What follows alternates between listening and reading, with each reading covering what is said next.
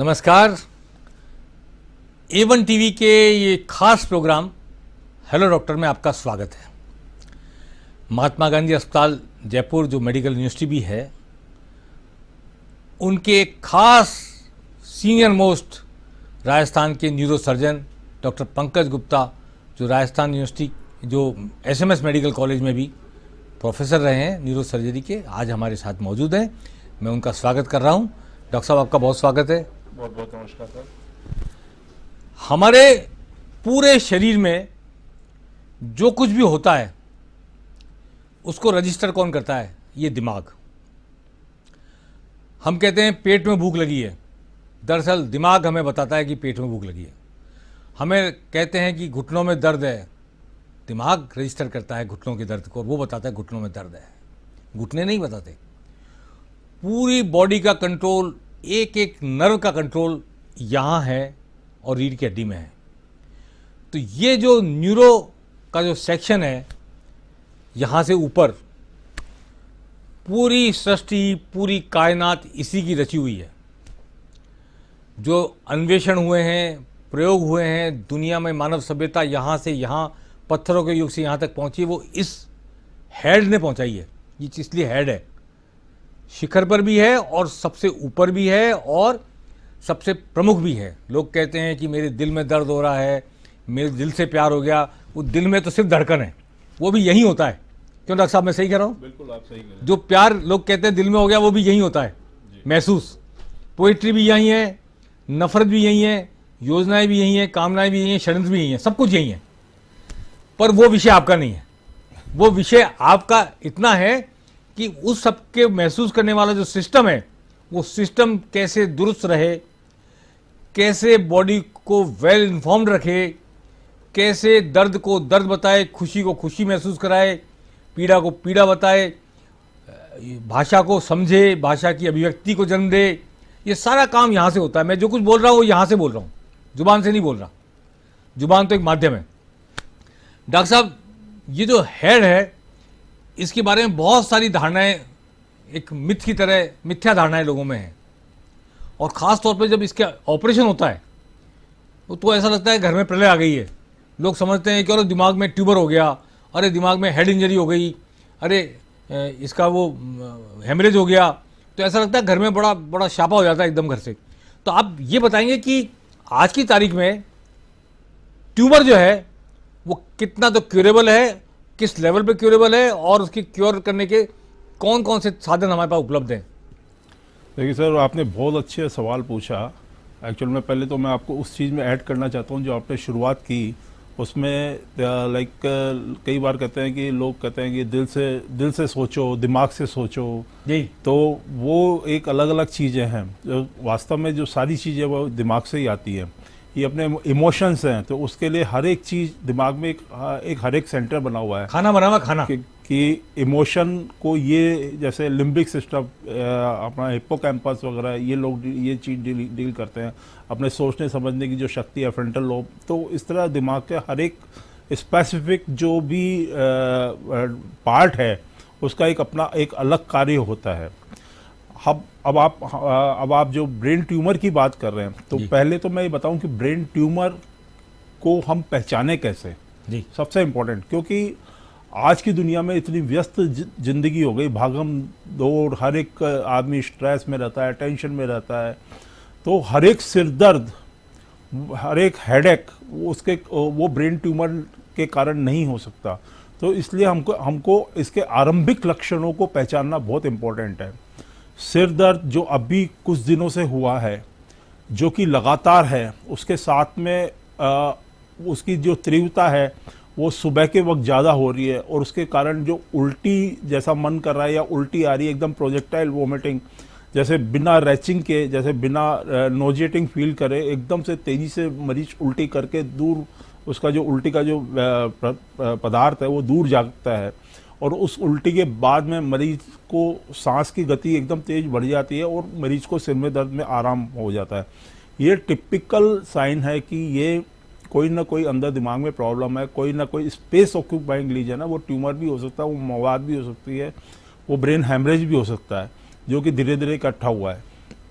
तो ये सिरदर्द होना, इस तरह का सिरदर्द, साथ में उल्टी होना और आंखों से जो थोड़ा ब्लरिंग, तो धुंधला दिखना, और इसके अलावा और भी कई लक्षण ऐसे हो सकते हैं, जैसे एक तरफ हाथ पैर में सूनापन आना या कमजोरी आना, चेहरे का टेढ़ापन आना, या याददाश्त का कमजोर पड़ जाना, या मिर्गी का दौरा अगर किसी व्यक्ति में 40 साल की उम्र के बाद में अगर पहली बार अगर उसको मिर्गी का दौरा आता है, तो वो एक बहुत इम्पोर्टेंट अलार्म है कि हमको उसको इन्वेस्टिगेट करना चाहिए। ट्यूमर हो सकता है? जी बिल्कुल, ट्यूमर हो सकता है, तो उसको प्रॉपरली इन्वेस्टिगेट करना चाहिए। दूसरी चीज़ जो हम ये लक्षणों के बाद में, फिर आपका जो सवाल था कि आजकल जो पहले के ज़माने में अभी लेटेस्ट क्या, इसको पहले निदान कैसे हो, पता कैसे लगे कि ये ट्यूमर है या नहीं है? जी जी बिल्कुल। पहले के ज़माने में हमारे पास एक्सरे हुआ करते थे, कभी कभार किसी सेंटर पे जैसे जयपुर में या और किसी बड़े शहर में हमारे पास सीटी स्कैन हुआ करते थे, उसमें लंबी लंबी लाइनें लगा करती थी, वेटिंग पीरियड इतना ज़्यादा हुआ करता था, एमआरआई भी कॉमनली अवेलेबल नहीं था। लेकिन आज जो सरकारी जो योजनाएं हैं, सरकार ने जो दिशा निर्देश के हिसाब से हर एक जिला हेडक्वार्टर पे सरकारी अस्पताल में सरकार ने सीटी स्कैन लगाया हुआ है, तो उससे जब बहुत ही जल्दी आपको मालूम पड़ जाता है कि कुछ दिमाग में प्रॉब्लम है, कोई ट्यूमर है। तो ऐसी जो अपने डायग्नोस्टिक फैसिलिटीज़ जो इतनी लेटेस्ट डेवलप हो चुकी है, तो उससे हमारे को जल्दी ही मालूम पड़ जाता है, ताकि अगर अर्ली स्टेज में उसका आइडेंटिफिकेशन हो जाता है कि बीमारी ये है, तो उसका ट्रीटमेंट भी हम अर्ली स्टेज में और वो बेटर तरीके से अच्छे रिजल्ट्स के साथ में कर सकते हैं। ये ट्यूमर जो है किसी मस्तिष्क में खास जगह पे ही होता है, जैसे पिट्यूटरी ग्लैंड है वहाँ ट्यूमर हो रहा है, किसी और जगह ट्यूमर हो रहा है, या एक ही जगह ट्यूमर होता है? और ट्यूमर होता क्यों है, कोई रीजन स्पेसिफिक पता लगाया अब तक इस पे? देखिए, ट्यूमर की जो लोकेशन वो कहीं भी हो सकती है, चमड़ी से लेके जो दिमाग की हड्डी है या कोई भी हिस्सा, दिमाग का कोई भी हिस्सा, किसी में भी ट्यूमर हो सकता है। और वो कारण क्या है, ये अभी तक उसको ऑथेंटिक तरीके से नहीं कहा जा सकता कि ये कारण है। हालांकि कुछ बहुत ही रेयर ट्यूमर ऐसे हैं जो आनुवंशिक होते हैं, तो एक दिमाग में ये वहम हटा लीजिए। जो अन्य ट्यूमर, जैसे हम कॉलोन के बात करें, पेट के ट्यूमर्स कुछ ऐसे हैं जो कि आनुवंशिक तरीके से फैलते हैं, जो चलते हैं अपने उसमें, तो वैसा ब्रेन ट्यूमर के साथ ऐसा नहीं है, कॉमनली देखा ये गया है।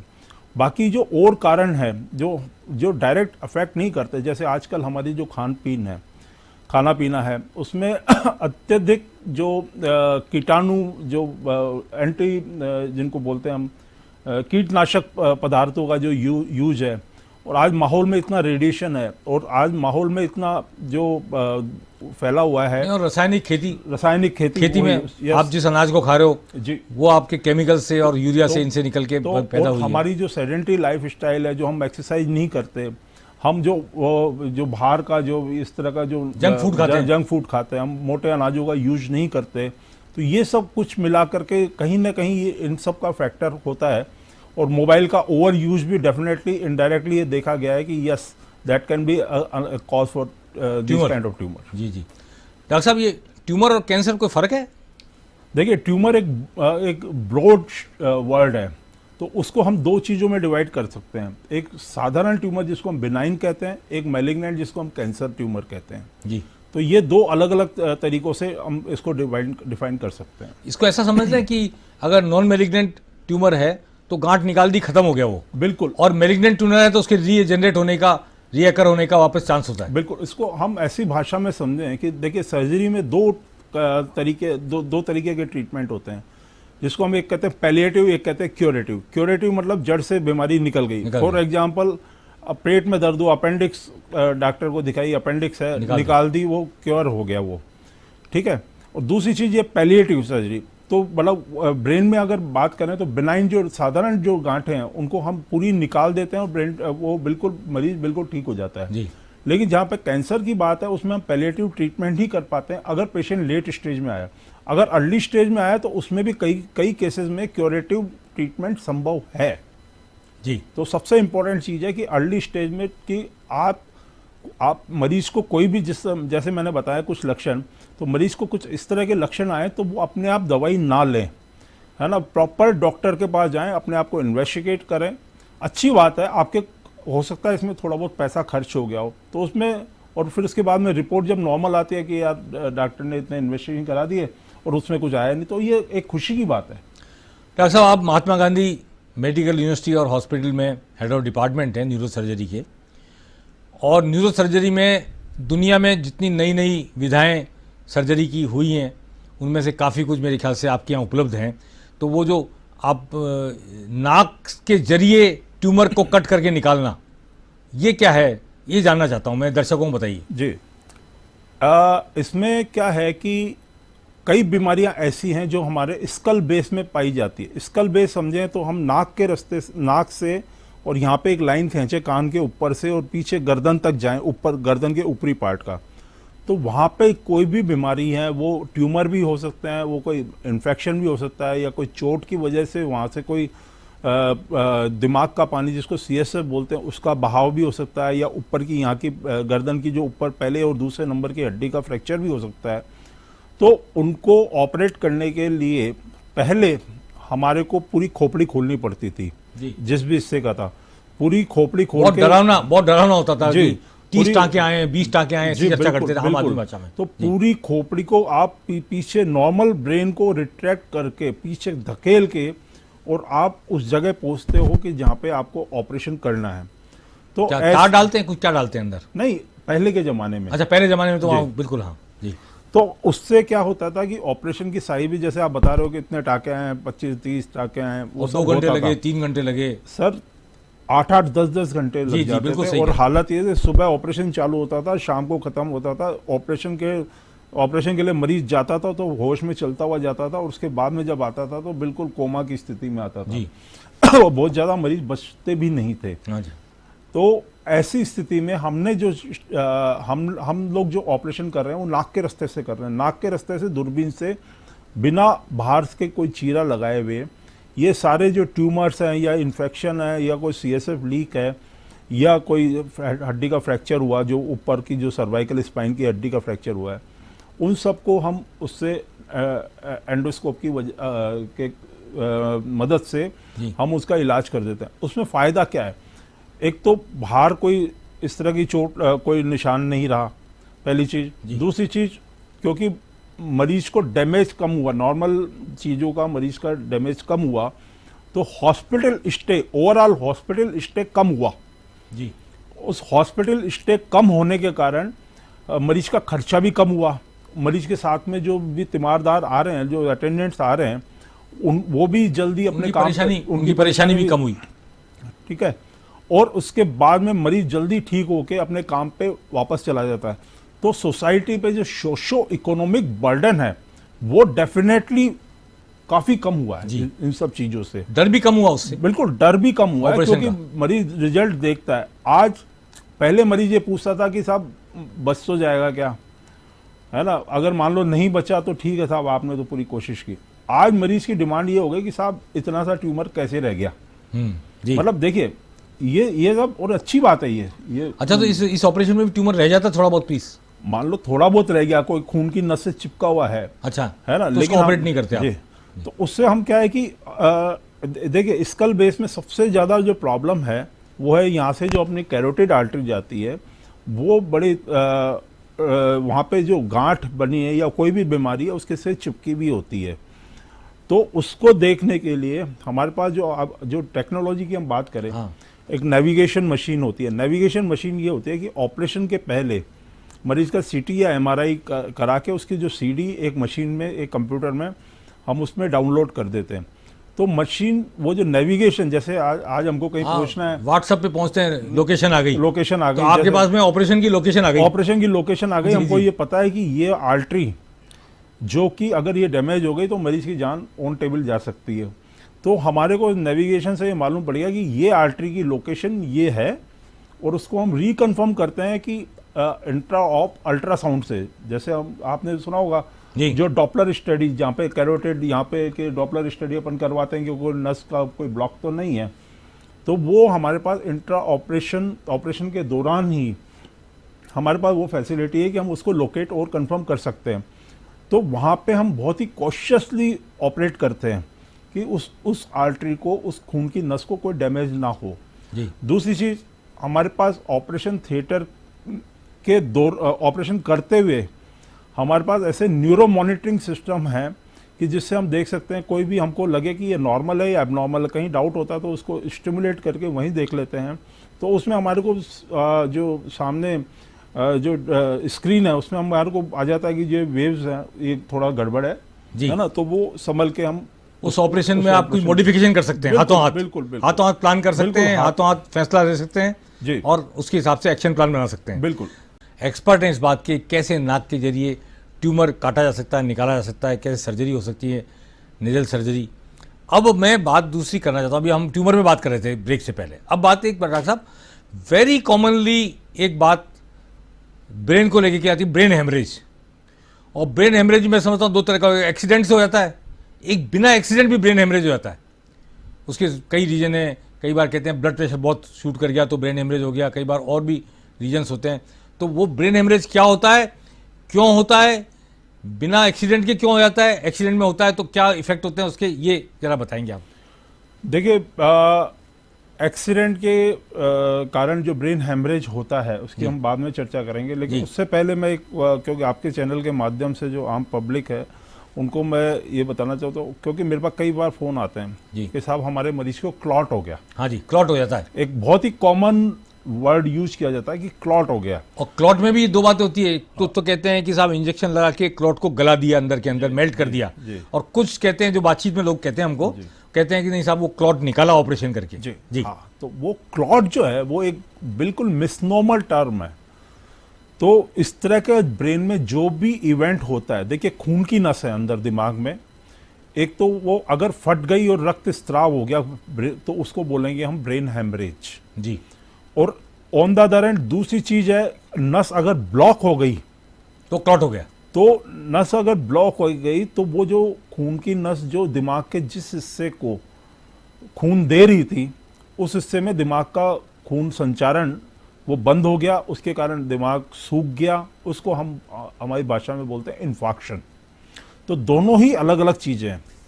अब हम ब्रेन हेमरेज की बात करें जिसमें खून की नस फट गई, वो आप बिल्कुल सही कह रहे हैं, वो आजकल जो देखा गया है कि ब्लड प्रेशर इतना ज़्यादा हो गया है, इतना ज़्यादा मरीजों को ब्लड प्रेशर होने लगा है, उससे फट जाती नस, खून की नस फट जाती है, निकल के बाहर आया। डायबिटीज है जी, या अगेन फिर वो सेडेंटरी लाइफस्टाइल, हम घूमते फिरते नहीं, हमारा खाना पीना जैसे अपन ने पहले भी डिस्कस किया, तो ये सब मिला करके ये ज़्यादा टेंशन से भी हो जाता है क्या? बिल्कुल। ये आप ये देखिए, at the time of stress अगर आप किसी का नॉर्मल आदमी का भी बीपी नापेंगे ना तो वो आपको 30-40 बढ़ा हुआ आएगा जी।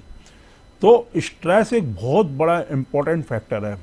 मैंने कहा सेडेंटरी लाइफस्टाइल, अगर आप योगा नहीं करते, एक्सरसाइज नहीं करते, तो ये सब मिला करके आपके स्ट्रेस को बढ़ाते हैं।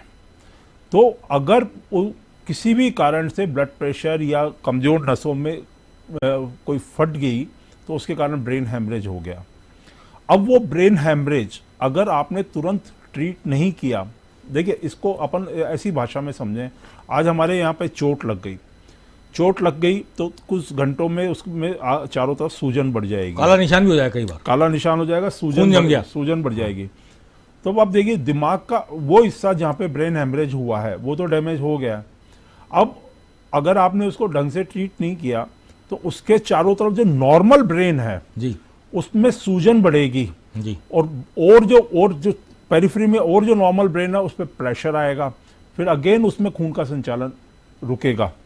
तो ऐसे में हमको जो भी स्पेशलिस्ट डॉक्टर है उससे इमीडिएटली कंसर्न करना चाहिए। तो ज़्यादातर ब्रेन हेमरेज के पेशेंट्स को सर्जरी की जरूरत नहीं पड़ती, लेकिन अगर कोई साइजेबल अगर ब्रेन हेमरेज है उसको हम पहले तो पूरी आधी खोपड़ी हटा करके और फिर हम उसको ऑपरेट करते थे।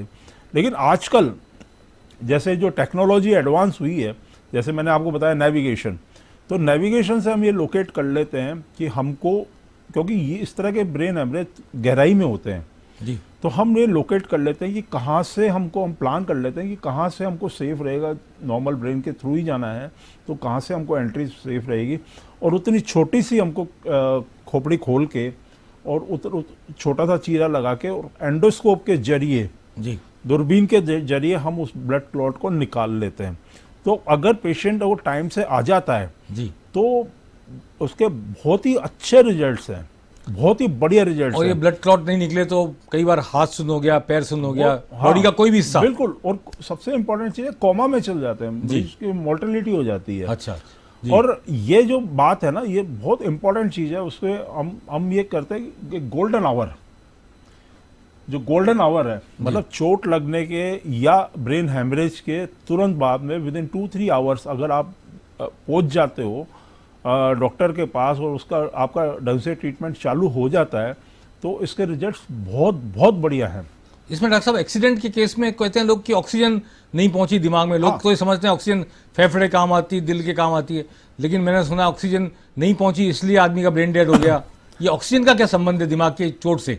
देखिए, दिमाग बहुत ज़्यादा सेंसिटिव है ऑक्सीजन के प्रति। अगर थोड़ी देर भी अगर दिमाग में ऑक्सीजन नहीं पहुंचे तो परमानेंट डैमेज हो जाएगा। तो जो आप बात कर रहे हैं जैसे चोट की वजह से, जी, जैसे हम चोट की बात करें, हेड इंजरी की बात करें, आजकल हेड इंजरीज को हम 2 पार्ट्स में डिवाइड कर सकते हैं। एक हाई वेलोसिटी इंजरी जो रोड साइड एक्सीडेंट है, बंदा बाइक पे जा रहा है, बिना हेलमेट के जा रहा है और उसको वो कोलिजन हुआ और सीवियर हेड इंजरी हुई, हाई स्पीड हेड इंजरी। ऐसे में मरीज तुरंत बेहोश हो जाता है, मरीज उल्टी कर देता है और वो उल्टी का जो पदार्थ है वो आपके फेफड़े में चला जाएगा और वहीं पे उसका ऑक्सीजन की कमी हो जाएगी। तो ऐसे में जो प्राइमरी इवेंट है वो तो हुआ आपका डायरेक्ट सिर की चोट लगना। फिर उसका सेकेंडरी इवेंट जो होता है वो ऑक्सीजन की कमी से, अगर वहीं पे उसको प्रॉपर्ली उसका जो मतलब उसको वहीं पे ऑक्सीजन मिल जाए या एंडोट्रेकियल इंट्यूबेशन मिल जाए, उसका सांस एयरवे उसका क्लियर कर दे, तो ये जो सेकेंडरी डैमेज जो है वो नहीं हो सकता, वो जाता उसके संभावना काफी कम हो जाती है।